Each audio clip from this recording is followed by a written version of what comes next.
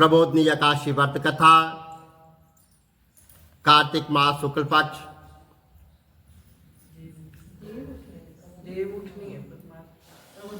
ब्रह्मा जी बोले कि हे मुनिष्तम,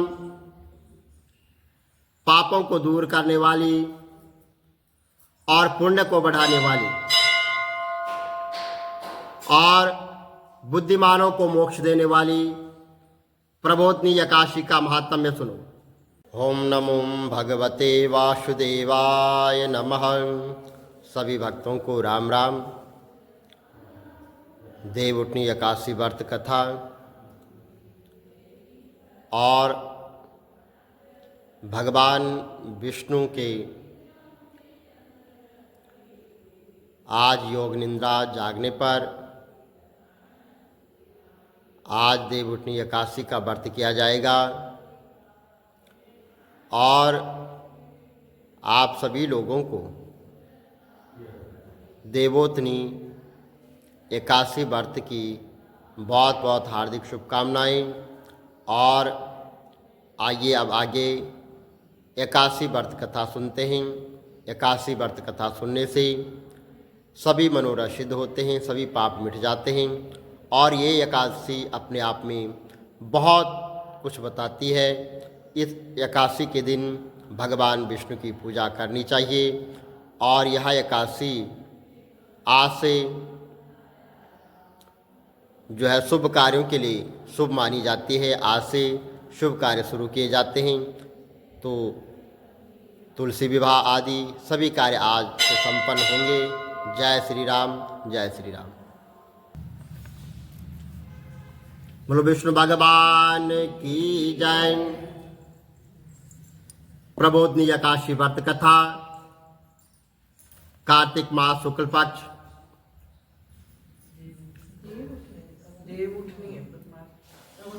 ब्रह्मा जी बोले कि हे मुनिष्तम, पापों को दूर करने वाली और पुण्य को बढ़ाने वाली और बुद्धिमानों को मोक्ष देने वाली प्रबोधनी एकादशी का महात्म्य सुनो। हे विपेंद्र, भागीरथी गंगा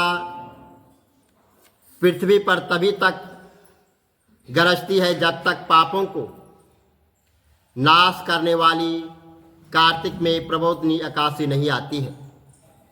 तीर्थ, समुद्र, सरोवर सभी तभी तक गरजते हैं जब तक कार्तिक की प्रबोधनी एकादशी नहीं आती है। 1000 अश्वमेघ और 100 सूर्य का फल मनुष्य को प्रबोधनी के उपवास ने व्रत करने से मिलता है। नारद जी बोले, एक बार भोजन से, नक्त भोजन से और उपवास से क्या पुण्य होता है? हे प्रभु, मुझसे कहिए। तो ब्रह्मा जी बोले, एक बार भोजन से एक जन्म का पाप, सायकाल भोजन करने से 2 जन्मों के पाप और उपवास से 7 जन्मों के पापों का नाश होता है। हे पुत्र, जो वस्तु त्रिलोकी में कठिनता से मिलती है और जो मिल ही नहीं सकती है और जो दिखाई नहीं देती है, ऐसी वस्तु प्रबोधनी एकादशी के उपवास से मिलती है और प्रबोधनी देती है। सुमेरु और मंदराचल पर्वत के समान पापों को भी यह एकादशी भस्म कर देती है। हजारों पूर्व जन्मों के किए हुए दुष्कर्मों को जागरण करने से रुई के ढेर की तरह प्रबोधनी जला देती है। जो स्वभाव से विधिपूर्वक प्रबोधनी का उपवास करता है, व्रत करता है, उसको जैसा फल कहा है वैसा ही प्राप्त होता है। व्रत को बिगाड़ने वाला, नास्तिक, वेद निंदक, परस्त्रीगामी, मूर्ख, उपकार को न मानने वाला धोखा देने वाला इन मनुष्यों के शरीर में धर्म नहीं रहता है। जो ब्राह्मण स्वाग्नि अथवा विधवा ब्राह्मणी से यह विषय करता है वह वंश सहित नष्ट हो जाता है। जो अधर्म ब्राह्मण परस्त्री गमन करता है उसकी संतान नहीं होती है। जो गुरु और ब्राह्मणों को अहंकार दिखाता है उनका पुण्य शीघ्र ही नष्ट हो जाता है और धन संतान नहीं होती है। जो नीच मनुष्य ब्राह्मण और साधुओं का अपमान करके प्रसन्न होते हैं वो अपने कुल का नाश होते हुए देखते हैं।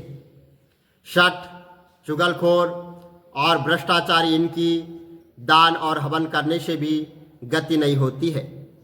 इसलिए जिससे संसार में निंदा न हो ऐसा कोई बुरा काम नहीं करना चाहिए। अच्छे कर्म करने चाहिए जिससे धर्म नष्ट न हो। कोई अपने मन में ये सोचते हैं कि हम प्रबोधनी का व्रत करेंगे तो ऐसा विचार करने से ही उसके 100 जन्म के पाप नष्ट हो जाते हैं। जो कोई प्रबोधनी की रात्रि को जागरण करता है वह बीते हुए वर्तमान और भविष्य के 10,000 कुल को भगवान विष्णु लोक में पहुंचा देता है। उसके पितृगण पूर्व जन्म के कर्मों से प्राप्त हुई नगर के दुखों से छूटकर विष्णु लोक में प्रसन्न और सुशोभित होकर निवास करते हैं। सब तीर्थों में स्नान करने और गौ स्वर्ण पृथ्वी का दान करने से फल नहीं मिलता जो एकादशी के जागरण से मिलता है। जो एकादशी के जागरण करता है वह पुण्य का भागी बनता है। जैसे मनुष्यों की मृत्यु निश्चित है वैसे ही धन का नाश भी निश्चय है। या समझकर हे मुनिश्रेष्ठ एकादशी का उपवास करना चाहिए। जो कोई विधि पूर्वक प्रबोधनी एकादशी का व्रत करता है उसके घर में त्रिलोकी के सब तीर्थ आ जाते हैं और वही ज्ञानी योगी तपस्वी और जितेंद्रिय है उसी को भोग और मोक्ष मिलता है। यह एकादशी भगवान विष्णु की प्यारी है और धर्म के सार को देने वाली है। इसका एक बार व्रत करने से ही मोक्ष के भागी हो जाते हैं। सब धर्मों को छोड़कर इसका उपवास करना चाहिए। कर्म मन वाणी से जो कुछ पाप किया है उसको प्रबोधनी के जागरण से भगवान दूर कर देते हैं। हे वश, प्रबोधनी के दिन मनुष्य भगवान के निमित्त स्नान, दान, जप, होम जो कुछ करता है वह अक्षय और पुण्य देने वाला बन जाता है। जो मनुष्य एकादशी का व्रत करके भक्ति से भगवान का पूजन करते हैं उनके 100 जन्मों के पाप दूर हो जाते हैं। इस व्रत से भगवान को प्रसन्न करके 10 दिशाओं में प्रकाश करता हुआ मनुष्य विष्णु लोक को जाता है। यहाँ पवित्र एकादशी धन धान्य को देने वाली और सब पापों को दूर करने वाली है। भक्तिपूर्वक इसका व्रत करने से कोई वस्तु दुर्लभ नहीं है। सूर्य चंद्र के ग्रहण में स्नान दान से जो फल होता है उससे 1000 गुना फल एकादशी के जागरण से मिलता है। प्रबोधनी के दिन स्नान, दान, जप, होम, स्वाध्याय, भगवान का पूजन इसमें जो कुछ किया जाए उसका करोड़ों गुना फल प्राप्त होता है। कार्तिक की एकादशी का व्रत न करने से जन्म भर का किया हुआ सब पुण्य व्यर्थ है। हे विपेंद्र, इसलिए सब मनोकामनाओं को पूर्ण करने वाले जनार्दन भगवान की यातना से सेवा करनी चाहिए। जो विष्णु भक्त कार्तिक में पराय अन्न को स्वीकार नहीं करता उसको चंद्रायन व्रत का फल मिलता है। कार्तिक में मधुसूदन जैसे सहस्त्र शास्त्र की कथा वार्ता से प्रश्न होते हैं वैसे यज्ञ और हाथी आदि दान से नहीं होते हैं। जो मनुष्य कार्तिक में विष्णु भगवान की कथा को पूरी अथवा आधा अथवा चौथाई श्लोक कहते हुए सुनते हैं उसको 100 गौ के दान का फल मिलता है। हे मुनि, कार्तिक के महीने में सब धर्मों को छोड़कर भगवान के सामने बैठकर कथा कहनी और सुननी चाहिए। कल्याण के लिए अथवा धन के लोभ से जो कार्तिक में भगवान की कथा कहता है वह अपने सैकड़ों कुलों का उद्धार कर देता है। जो भगवान के प्रबोधन के दिन कथा कहते व सुनते हैं, हे मुनि, उसको सप्तद्वीप युक्त पृथ्वी के दान का फल मिलता है। फिर नारद जी बोले कि हे स्वामिनी, एकादशी की विधि मुझसे कहिए। जिस एकादशी को करने से जैसा फल मिले सो कहिए। यह सुनकर ब्रह्मा जी बोले कि हे द्विजो आत्मा, एकादशी को प्रातः काल उठकर दान तुन करके, स्नान करके, नदी और तालाब, कुआं, बावड़ी अथवा घर में स्नान करके भगवान केशव का पूजन करें, फिर कथा सुने। नियम के लिए यह मंत्र पढ़े। एकादशी को निराहार व्रत करके दूसरे दिन भोजन करें। हे पुंडरीकाक्ष, मैं आपकी शरण में हूँ, आप मेरी रक्षा करें। इस मंत्र को चक्रधारी भगवान के सामने पढ़ें। भक्ति भाव से प्रसन्नता पूर्वक उपवास करना चाहिए। रात्रि में भगवान के समीप बैठकर जागरण करें। हे मुनि, जो गाता है, नाचता है, बाजे बजाता है अथवा भगवान की कथा को कहता है वह सुनता है, वह पुण्य आत्मा तीनों लोकों के ऊपर निवास करती है।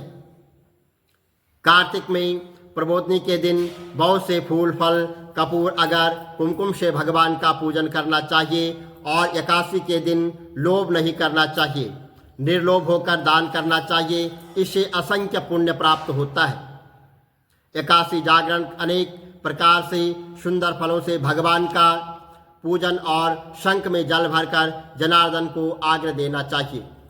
तीर्थों में स्नान और अनेक प्रकार के दान करने से जो फल होता है उससे करोड़ों गुना फल प्रबोधनी आग्रह को देने से मिलता है। हे मुनिश्रेष्ठ, जो दिव्य अगस्त्य फूलों से जनार्दन भगवान का पूजन करता है उसके लिए इंद्र भी हाथ जोड़ता है। हे विपेंद्र, तपस्या से प्रसन्न होकर भगवान वह फल नहीं देते जैसे अगस्त्य के फलों से श्रृंगार करने से शो फल देते हैं।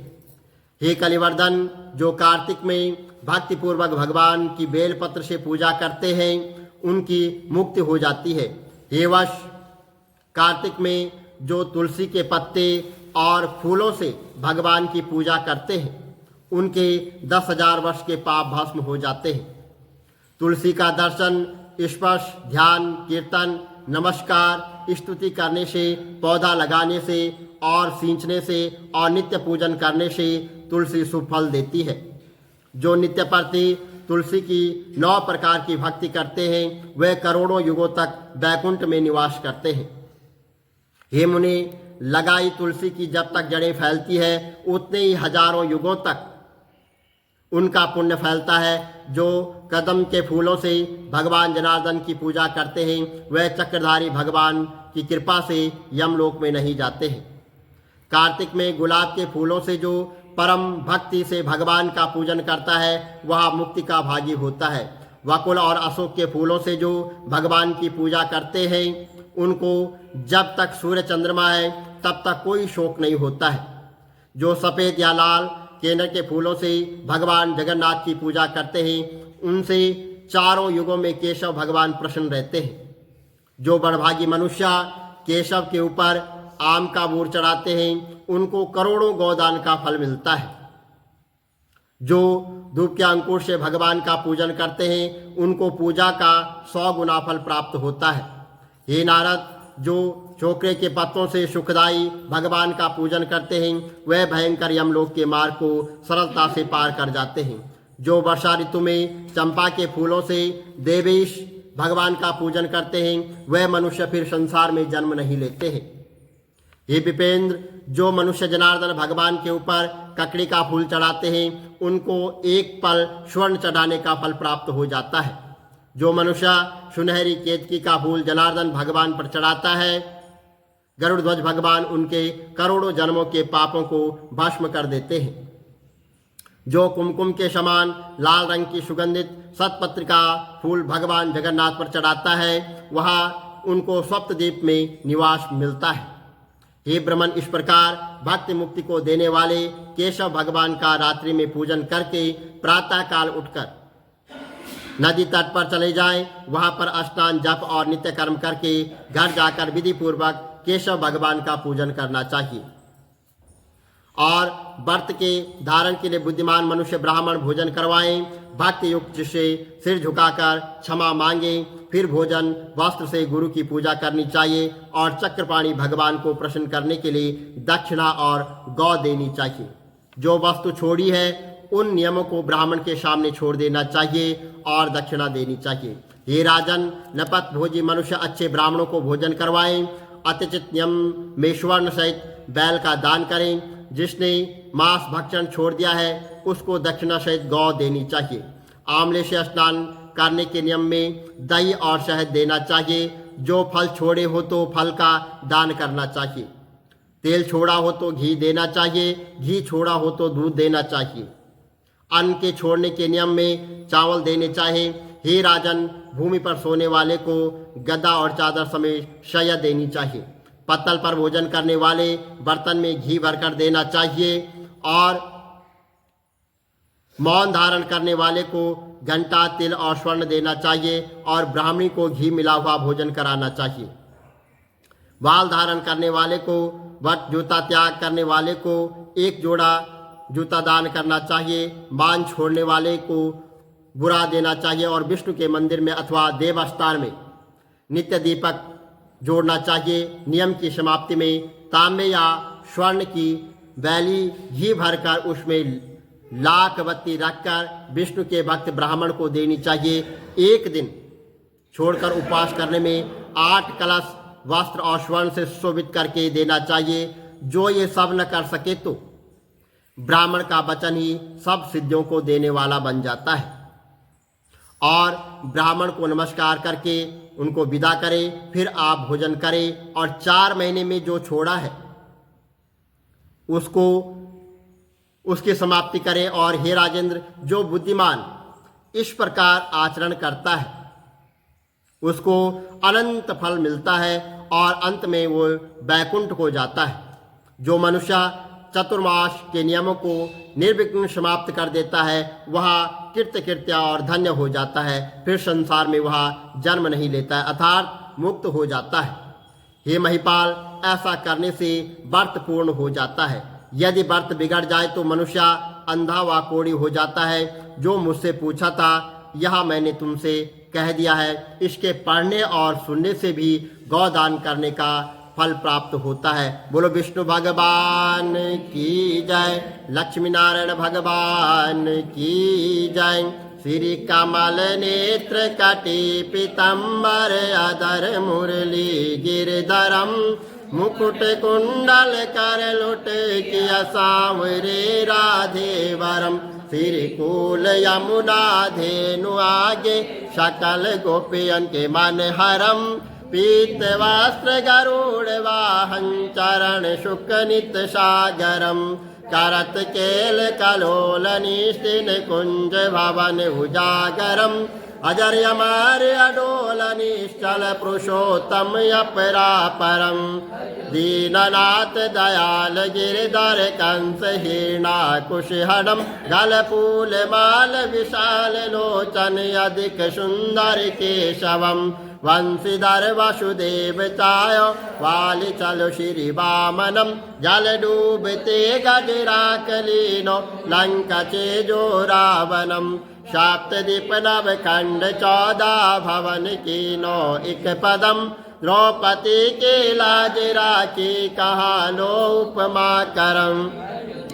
नाथ दयाल पूरण करुणमय करुणाकरम। कविदत्त दास विलास निस्तिंग, नाम जप नित नागरम। प्रथम गुरु के चरण बंदो, यस्य ज्ञान प्रकाशितम। आदि विष्णु जुगादि ब्रह्मा, शिवते शिव शंकरम। श्री कृष्ण केशव कृष्ण केशव, कृष्ण यदुपति केशवम। श्री राम रघुवर राम रघुवर, राम रघुवर राघवम। श्री राम कृष्ण गोविंद माधव, वासुदेव श्री वामनम। मत्स्य कछवारा नरसिंह पाई, रघुपति पावनम। मथुरा में केशव ब्राजे, गोकुल बाल मुकुंद जी। श्री वृंदावन में मदन मोहन, गोपीनाथ गोविंद जी। धन्य मथुरा धन्य गोकुल, जहाँ श्रीपति अवतारे। धन्य यमुना नीर निर्मल ग्वाल बाल सकावरे नवनीत नागर कृत निरंतर शिव विचार मन मोचितम कालादि तट करत्र क्रीडा बाल अद्भुत सुंदरम ग्वाल बाल सब सक विराजे संग राधे भामिनी वंशीवट तट निकट यमुना मूल किटेर सुहावनी भज राधे विष रघुवंश उत्तम परम राजकुमार जी सीता के पति भक्तन के गति जगत प्राण आधार जी जनक राजा पनक राके धनुष बाण चढ़ावही सती सीता नाम जाके श्री रामचंद्र प्रणामहि जन्म मथुरा केल गोकुल नंद के हृदय नंदनम बाल लील पतित पावन देवकी वसुदेवकम श्री कृष्ण कलिमल हरण जाके जो भजे हरि चरण को भक्ति अपनी देव माधव भव सागर के तरण को जगन्नाथ जगदीश स्वामी श्री बद्रीनाथ विशंबरम द्वारिका के केशवम प्रणवयम श्री कृष्ण अष्टपद पढ़त निस्तिन विष्णु लोक सगच्छतम श्री गुरु रामानंद अवतार स्वामी कविदत्त दास समाप्तवम श्री कमल नेत्र समाप्तवम विष्णु भगवान की जय लक्ष्मी नारायण भगवान की जय।